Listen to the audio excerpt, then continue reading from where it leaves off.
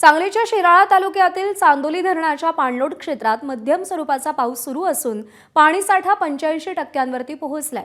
धरणातून सध्या वारणा नदीमध्ये 6900 क्युसेकनं विसर्ग कायम ठेवल्यानं वारणा नदीकाठच्या नागरिकांना सतर्कतेचं आवाहन करण्यात आलंय। धरणातील पाणीसाठा 85%हून अधिक झाल्यानं वारणा नदीकाठच्या गावातील नागरिकांनी सतर्क राहण्याचं आवाहन करण्यात आलंय।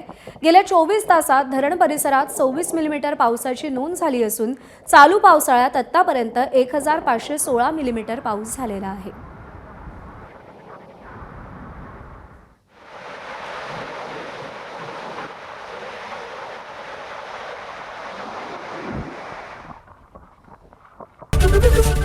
एबीपी माझा, उघडा डोळे बघा नीट।